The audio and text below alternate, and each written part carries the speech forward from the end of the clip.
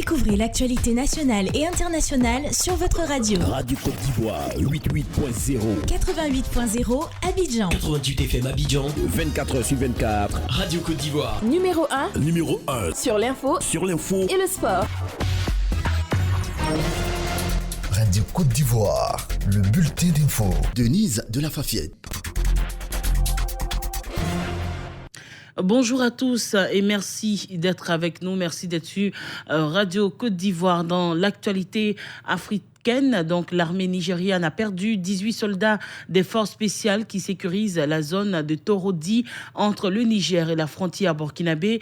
2 embuscades ont été tendues par des hommes armés non identifiés. La zone des 3 frontières, notamment celle de la région du parc touristique, subit régulièrement des attaques touristiques. À moins de 2 semaines du scrutin présidentiel et législatif du 12 août prochain, le président zambien Edgar Lungu a annoncé dimanche qu'il recourait aux militaires pour supplier les forces de police afin de limiter les violences préélectorales. La société civile dénonce une tentative draconienne visant à museler l'opposition. Depuis dimanche et les mesures extraordinaires prises par le président Kais Saied, le pays est dans l'attente. On parle de la Tunisie, notamment d'un nouveau Premier ministre. Parmi les autres mesures prises, le gel de l'Assemblée nationale ainsi que la levée de l'immunité des députés. Et cette semaine, plusieurs arrestations de députés ont eu lieu. On continue toujours dans l'actualité africaine.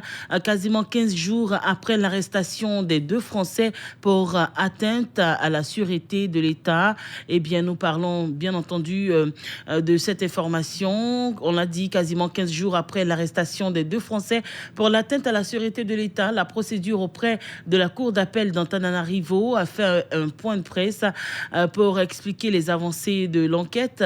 La procureure confirme notamment à travers la description des preuves collectées par les enquêteurs qu'une tentative de renversement du régime était prévue. Pendant les perquisitions, les enquêteurs ont mis la main sur le budget du projet Apollo 21. Ce document préciserait les conditions dans lesquelles était prévu le coup d'État. Et puis on termine en Martinique.